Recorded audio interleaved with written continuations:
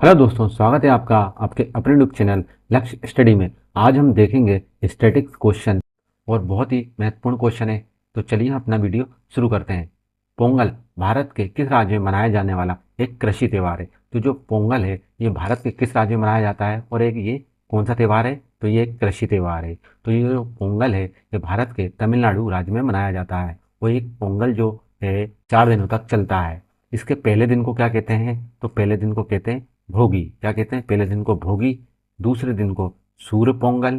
कौन सा पोंगल, सूर्य पोंगल।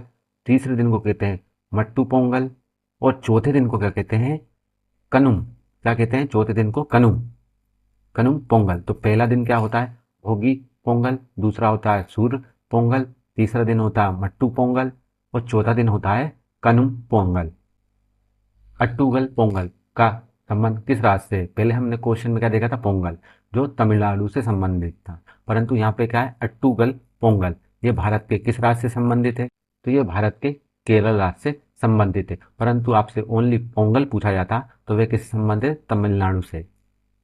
चन्ना केशव मंदिर कहाँ स्थित है? कौन सा मंदिर? चन्ना केशव मंदिर कहाँ पर स्थित है, तो ये स्थित है बेलूर में। और बेलूर कहाँ आता है, तो ये आता है कर्नाटक में। पंडित राम नारायण किस वाद्य यंत्र को बजाने के लिए प्रसिद्ध है? कौन? पंडित राम नारायण। ये किस यंत्र को बजाने के लिए प्रसिद्ध है, तो ये बजाने के लिए हैं सारंगी। क्या बजाते हैं, ये सारंगी बजाते हैं। और इनको 2005 में, कब, 2005 में इनको पद्म विभूषण भी मिल चुका है। किसको? पंडित राम नारायण जी को। 49वीं समांतर रेखा किन दो देशों को अलग करती है? कौन सी रेखा? 49 बी रेखा जो है किन दो देशों को अलग करती है, तो ये अलग करती है अमेरिका और कनाडा को। किसको? अमेरिका और कनाडा को।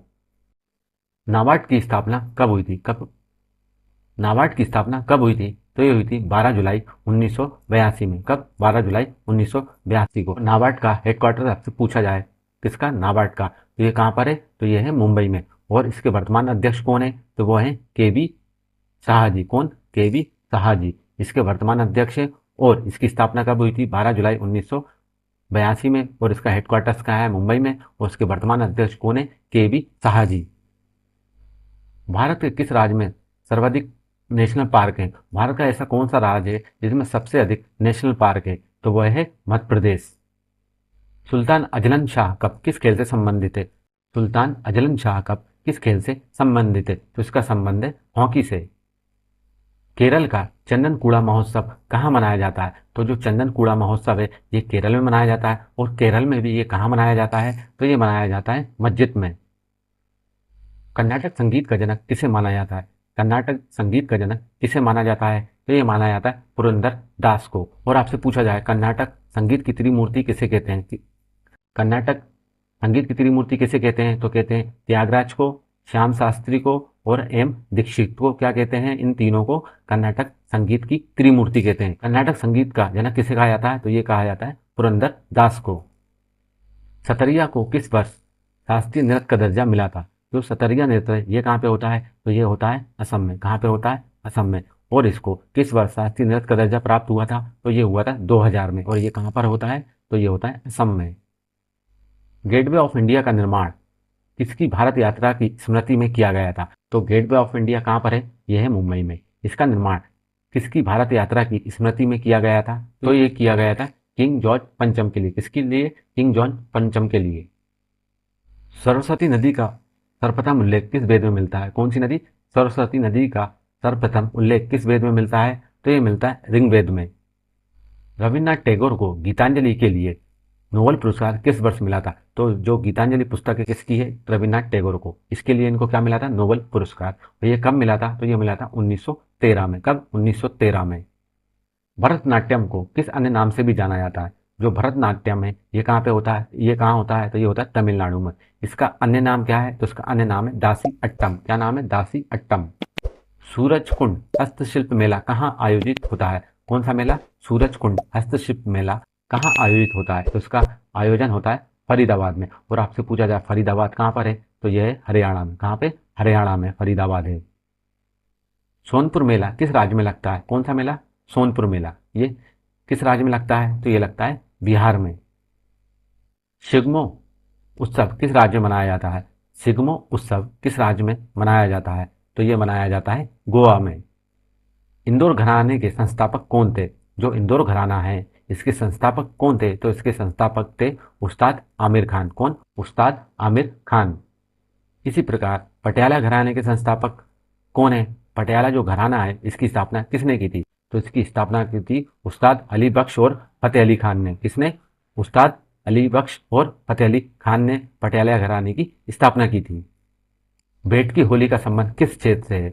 जो बेट की होली है इसका संबंध किस क्षेत्र से है? तो इसका संबंध है कुमाऊं क्षेत्र से। वो जो कुमाऊं है ये कहाँ आता है? तो ये आता है उत्तराखंड में। मैड्रिन किस देश की आधिकारिक भाषा है? कौन सी भाषा? मैड्रिन। तो ये कहाँ की भाषा है? तो ये है चीन की। अफगानिस्तान में मुख्य रूप से कौन सी भाषा बोली जाती है? जो अफगानिस्तान देश है इसमें मुख्य रूप से कौन सी भाषा बोली जाती है? तो इसमें बोली जाती है पश्तूनी या दारी। क्या? पश्तूनी या दारी अफगानिस्तान में बोली जाती है मुख्य रूप से। भूटान की आधिकारिक भाषा का नाम क्या है? जो भूटान में भाषा बोली जाती है उसका आधिकारिक नाम क्या है? तो उसका नाम है जोंगखा। क्या नाम है? जोंगखा। प्रसिद्ध बृहदेश्वर मंदिर कहाँ स्थित है? कौन सा मंदिर? प्रसिद्ध बृहदेश्वर मंदिर कहाँ पर स्थित है? तो ये स्थित है तमिलनाडु में। सबरीमाला मंदिर भारत के किस राज्य में स्थित है? कौन सा मंदिर है? सबरीमाला मंदिर। ये भारत के किस राज्य में स्थित है? तो ये स्थित है केरल में। श्री वेंकटेश्वर स्वामी मंदिर किस राज्य में स्थित है? कौन सा मंदिर? श्री वेंकटेश्वर स्वामी मंदिर। ये भारत के किस राज्य में स्थित है? तो ये स्थित है आंध्र प्रदेश में। अर्जुन पुरस्कार की शुरुआत किस वर्ष हुई थी? जो अर्जुन पुरस्कार है इसकी शुरुआत किस वर्ष हुई थी? तो इसकी शुरुआत हुई थी 1961 में अर्जुन पुरस्कार की शुरुआत हुई थी।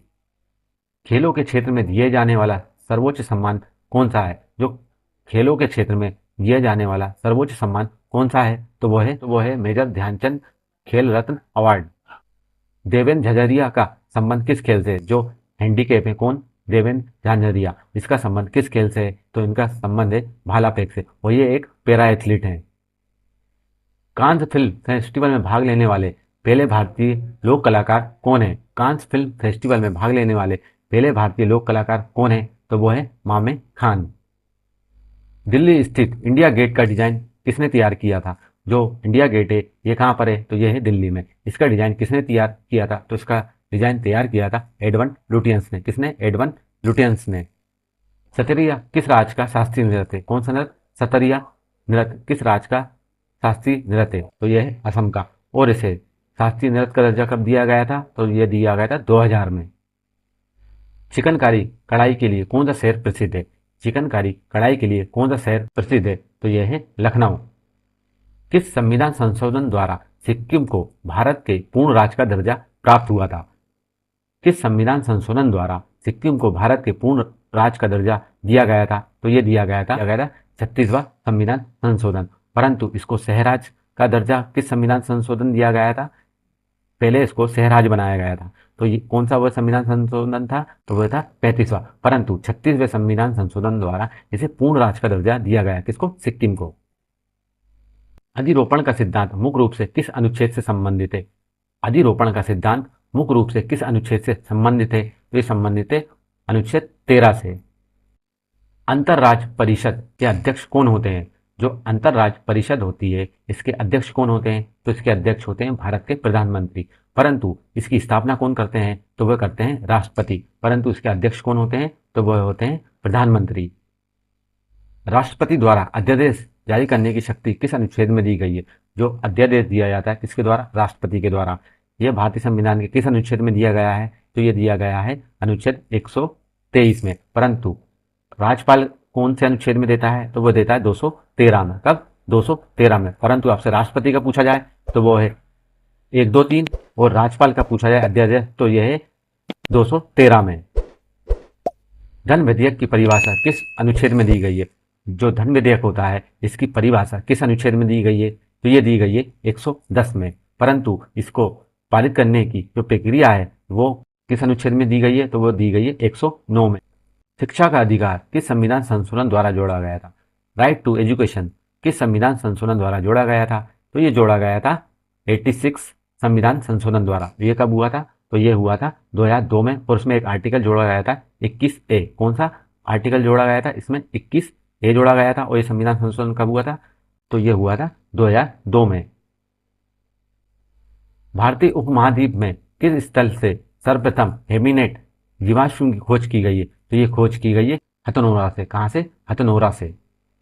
भारत के पहले सुपर कंप्यूटर का नाम क्या है? जो भारत का पहला सुपर कंप्यूटर है, इसका नाम क्या है? तो उसका नाम है परम 8000। 10 डिग्री चैनल किन दो द्वीपों को अलग करता है? जो 10 डिग्री चैनल है, ये किन दो द्वीपों को अलग करता है? तो ये अलग करता है अंडमान और निकोबार को। भूकंप के झटके को रिकॉर्ड करने के लिए किस उपकरण का प्रयोग किया जाता है? जब भूकंप आता है, इसके झटकों को रिकॉर्ड करने के लिए एक उपकरण का प्रयोग किया जाता है, उसका नाम क्या है? तो उस उपकरण का नाम क्या है? तो उसका नाम है सिस्मोग्राफ। अंडमान और निकोबार द्वीप समूह की सबसे ऊंची चोटी कौन सी है? अंडमान निकोबार द्वीप समूह की सबसे ऊंची चोटी कौन सी है? तो वह है सेंट्रल पीक, और इसकी ऊंचाई कितनी है? 732 मीटर। कितनी है? 732 मीटर। वर्तमान में दुनिया का सबसे लंबा रेलवे प्लेटफॉर्म कौन सा है? वर्तमान में दुनिया का सबसे लंबा रेलवे प्लेटफॉर्म कौन सा है? तो वह है हुगली जंक्शन, और इसकी लंबाई कितनी है? तो इसकी लंबाई 1507 मीटर। कितनी है? 1507 मीटर। और वहीं पर दूसरे नंबर पे कौन आता है? तो वो आता है गोरखपुर जंक्शन। कौन सा आता है? गोरखपुर जंक्शन। दोस्तों, आपको वीडियो अच्छा लगा तो प्लीज़ एक लाइक एंड शेयर जरूर करें, और आपने अभी तक हमारे चैनल को सब्सक्राइब नहीं करा है तो प्लीज़ सब्सक्राइब भी कर लीजिए। मिलते हैं अपने नेक्स्ट वीडियो में, जब तक के लिए वंदे मातरम।